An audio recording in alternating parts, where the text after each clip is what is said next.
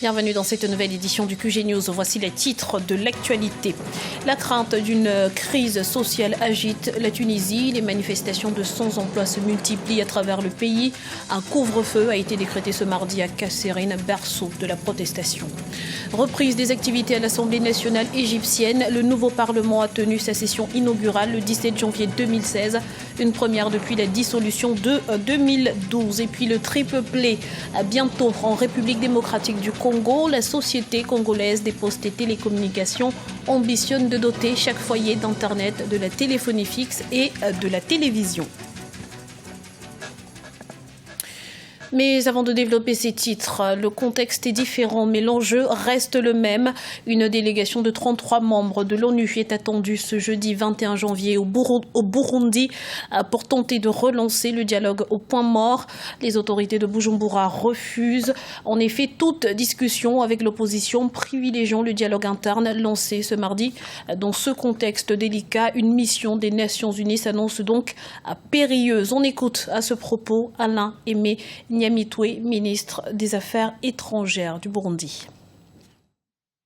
La délégation qui vient prendre le pouls de la situation au Burundi, ce qui permettra, nous donnera l'occasion de pouvoir l'exprimer sur une série de déclarations qui ont été faites par le Conseil de sécurité, qui n'ont pas toujours malheureusement reflété la réalité sur le terrain. C'est donc une opportunité pour nous, et il y a aussi une occasion pour le Conseil de sécurité de se rendre compte eux-mêmes de ce qu'on a comme situation dans leur pays. Les manifestations se succèdent en Tunisie. Le peuple crie son indignation face aux difficultés économiques qui subsistent 5 ans après la révolution. A débuté à Kasserine, le mouvement de colère s'est répandu dans d'autres villes du pays. On fait le point tout de suite sur la situation avec Olivia Yérédobré. Kasserine, à nouveau théâtre d'affrontements violents entre manifestants et forces de l'ordre. Des centaines de personnes se sont rassemblées devant le siège du gouvernorat de cette ville défavorisée de Tunisie ce mardi 20 janvier 2016 pour réclamer des solutions au chômage. Kasserine s'est embrasée 2 jours après la disparition le 17 janvier 2016 de Rida Yayaoui, un jeune chômeur électrocuté en escaladant un poteau électrique devant le siège du gouvernorat afin de protester contre son retrait d'une liste d'embauche dans la fonction publique. Cette crise qui s'installe dans la durée et qui devient vraiment une véritable bombe de cette période de l'après-révolution, c'est-à-dire que les pouvoirs politiques, avec les 6 gouvernements depuis 2011, n'ont pas su répondre aux urgences et aux réformes nécessaires et économiques pour mettre à flot une jeunesse totalement marginalisée. Et je pense qu'on revient aux fondamentaux à travers cette série de manifestations qui va véritablement traverser le pays parce qu'il y a un mécontentement très très fort. Si elle a réussi la transition politique née de la révolution de 2011, la Tunisie ne parvient pas à relancer son économie. 5 ans après la révolution contre la dictature de Zine El Abidine Ben Ali, née de l'immolation du vendeur ambulant Mohamed Bouazizi à Sidi Bouzid, l'exclusion sociale et les disparités régionales persistent. Le pays compte 700 000 chômeurs et parmi eux 250 000 jeunes qui ont des diplômes. C'est vrai que le pays n'a pas d'argent. Les soutiens internationaux, le soutien financier sont comptés véritablement pour un pays qui, plus que jamais, a besoin d'un accompagnement financier très très fort pour permettre à ce modèle d'un pays qui a réussi sa transition démocratique. Il y a de l'aide, mais cette aide est véritablement infinitésimale par rapport aux besoins d'un pays qui vit depuis ces 5 dernières années dans un déficit.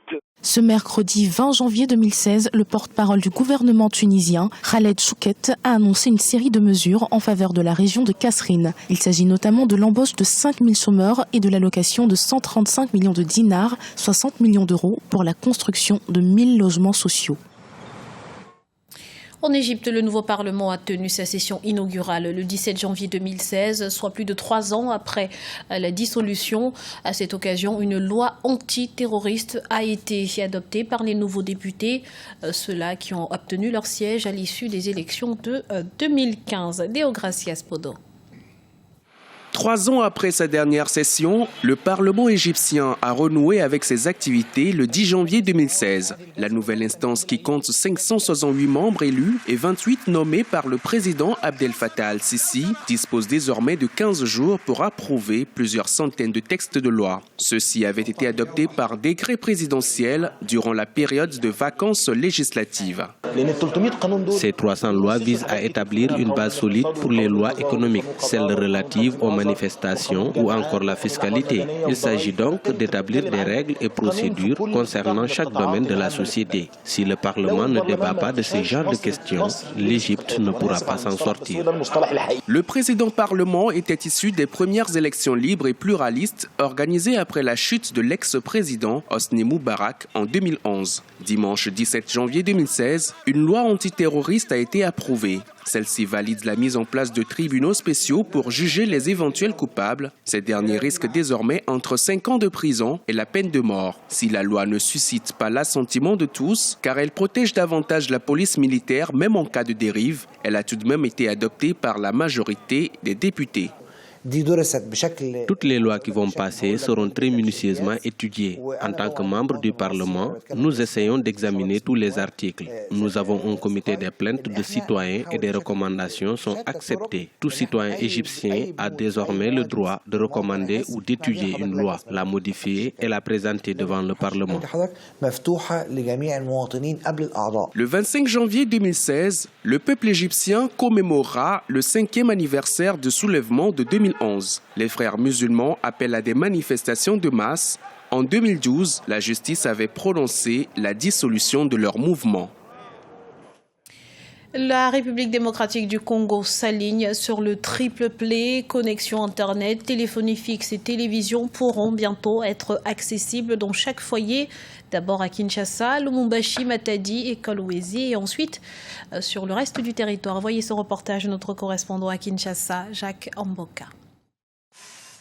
Mettre à la disposition de chaque maison et bureau une connexion Internet, la téléphonie fixe et la télévision, c'est l'objectif du projet Triple Play que lance au mois d'avril la Société congolaise des postes et télécommunications SCPT.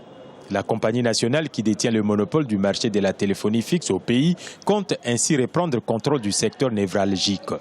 Nous avons pu signer des accords avec des partenaires pour pouvoir lancer ce qu'on appelle le triple play, c'est-à-dire la possibilité d'avoir dans chaque maison, chaque village, chaque appartement, chaque bureau, l'Internet, la téléphonie fixe et également la télévision, à travers l'outil de transmission qui est la fibre optique. Donc c'est ce qu'on appelle la fibre to the home. Le triple play fera face à une rude concurrence de la téléphonie cellulaire et connexion Internet sur téléphone portable aujourd'hui à la mode. Les récurrents problèmes d'électricité en RD Congo ne facilitera pas non plus ces vastes projets chiffrés à environ 200 millions de dollars américains. Une télé, une connexion à un téléphone, c'est aussi de l'électricité. Parce que Kinshasa, il faut se le dire, les 24 communes ne sont pas électrifiées.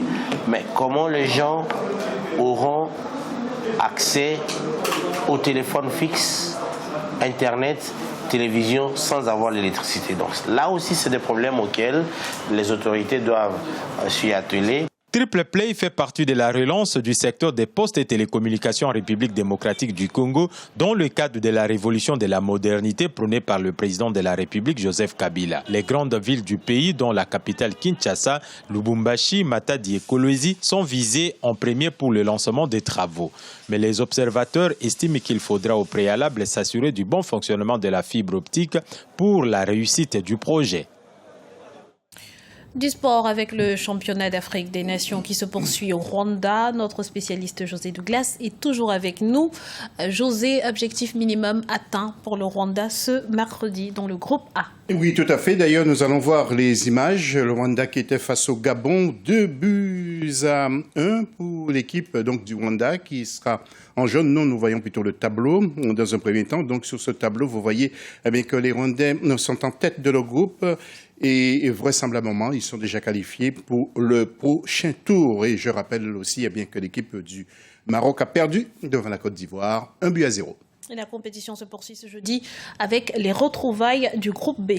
Oui, avec 2 belles affiches. Et d'ailleurs, nous venons de l'apprendre à l'instant, que l'équipe de la RDC a battu l'Angola 4-2. Et puis nous attendons bien sûr Cameroun-Éthiopie qui est prévu à 18h. Et puis sachez tout de même que RDC a pris le large avec 6 points et le Cameroun reste 2e. Et ce vendredi 22 janvier, c'est au tour du groupe C. Oui, tout à fait. Tunisie-Nigeria et bien entendu Niger contre la Guinée. Vous le voyez donc sur votre écran. Alors au classement, le Nigeria est en tête pour l'instant. La Tunisie est 2e, 1 point. 3e Guinée, 1 point également. Et puis le Niger n'a aucun point, donc un gros 0. Un mot de cyclisme à présent. Oui, et puis la 3e étape du Tour de la Tropicale Amissa Bongo, c'est entre Lambaréné et Djolé qui a vu la victoire d'Adrien Petit de Direct Énergie, 2e Benoît Jarrier de Fortuné Vital Concept, 3e Andrea Palini de Skydive du Dubaï, et le premier coureur africain c'est l'Érythréen Elias Aferowski qui est arrivé à la 7e place. Au général, Andrea Palini est premier donc dans ce classement général devant Adrien Petit à 10 secondes seulement de retard. Et puis à noter, Graziella, que selon nos informations et notre correspondant permanent sur place, un décès est survenu le 19 janvier à la suite d'une sortie de route d'un jeune motocycliste burkinabé qui a percuté un tali de béton. Voilà pour l'essentiel de l'actu sportive. Merci pour toutes ces précisions, José. C'est ainsi que s'achève cette édition. Retrouvez dans quelques instants un nouveau journal sur Africa 24.